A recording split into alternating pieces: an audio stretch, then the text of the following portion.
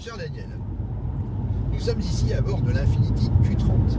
Infiniti, c'est la marque de luxe du constructeur Nissan, lui-même faisant partie du groupe Renault-Nissan. C'est donc quelque part une voiture, un petit bout de voiture française que nous avons entre les mains, même si mondialisation oblige et ça ne s'invente pas, elle est fabriquée en Angleterre.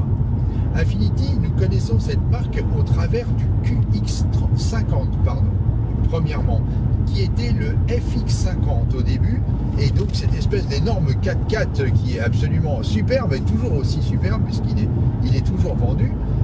C'est par ce travers que nous avons connu la marque Infiniti en Europe.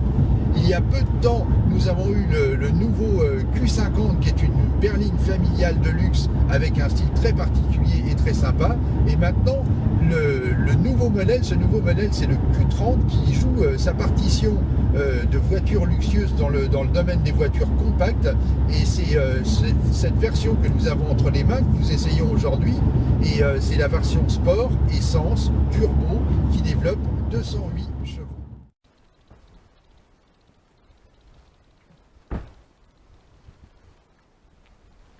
Quand on regarde l'Infiniti Q30, on voit tout de suite que le constructeur a voulu donner de la personnalité, avec une large calandre, des boucliers particulièrement travaillés, des phares dont il revendique un regard humain. Ça, c'est plutôt le côté marketing des choses, mais enfin, en tout cas, ils sont jolis.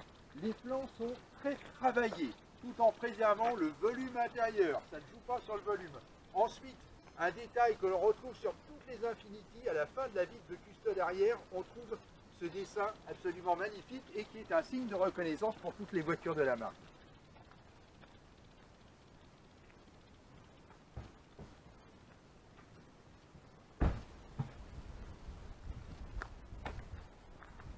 Vue de l'arrière, quand on regarde l'Infiniti Q30, on s'aperçoit qu'il y a un mélange des genres, c'est un vrai crossover entre la sportivité, c'est normal, c'est la version sport Q30S que nous avons ici, elle se manifeste par ce bouclier arrière avec les deux sorties d'échappement, et ensuite c'est une version 4 roues motrices, donc un vrai 4x4, et on peut voir ça à son côté très trapu et bien posé au sol.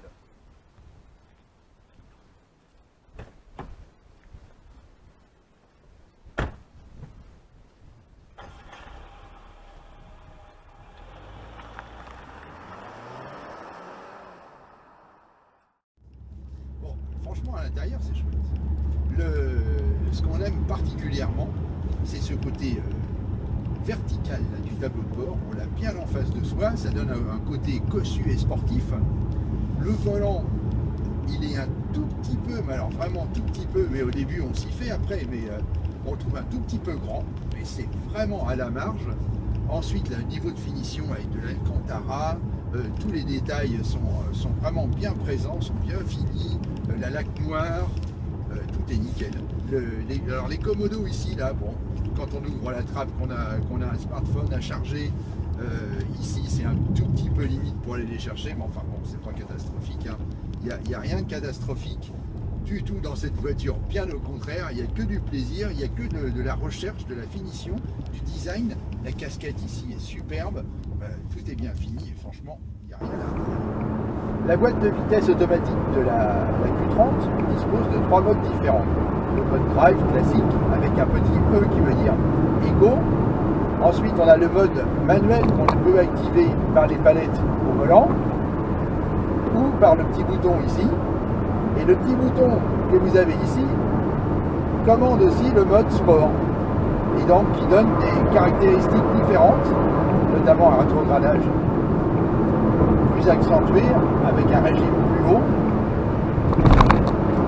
et un moteur qui fonctionne avec un peu plus de pêche, et on peut vraiment profiter mieux des 208 chevaux.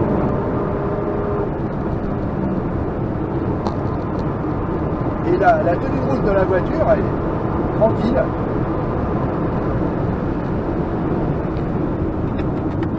Le côté crossover reprend un petit peu le dessus dans la mesure où c'est pas particulièrement incisif. Mais en tout cas, c'est parfaitement sécurisant. Et c'est tactile, mais on peut le commander aussi avec cette console. C'est encore plus facile. Par exemple, la touche menu, on cherche la navigation, mais on peut avoir les réglages, le téléphone, les infos, les applications. Ce qui nous concerne, c'est la navigation. On peut rentrer son adresse. Nous, on va ici, menu destination. On cherche la dernière destination, c'est facile.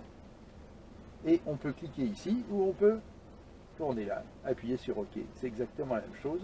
C'est hyper rapide, hyper facile. C'est simple. On peut choisir ses itinéraires, on peut regarder les infos sur l'itinéraire, ajouter, etc. Et on peut faire tout un tas de choses. Et nous, on démarre. C'est parti. Le guidage vers votre destination commence. Allons-y. On voit le deuxième écran qui s'affiche. 50 mètres, tournez à gauche. Bon, clairement, dès qu'on veut sortir un peu des sentiers battus, dans les chemins boueux, s'approcher d'une rivière, par exemple, comme on vient de le faire, eh bien, il faut dire que les 4 roues motrices de la Q30, c'est quand même bien pratique.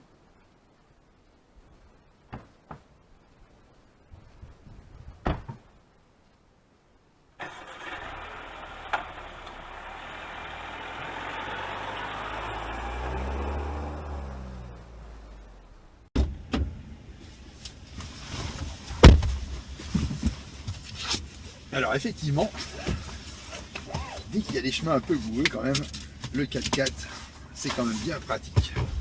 C'est parti. On est avec des pneus route. Ça motrice super bien. Allez, c'est parti pour un petit tour de 4x4 avec une voiture compacte de luxe. C'est pas mal. Là, le côté crossover, il joue vraiment à fond là. Ça tient super bien. Et pourtant, c'est de la gadoue.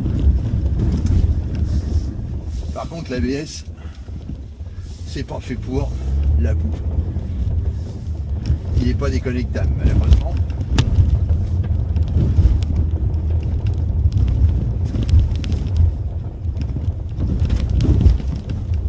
Parfait. Super confortable en plus.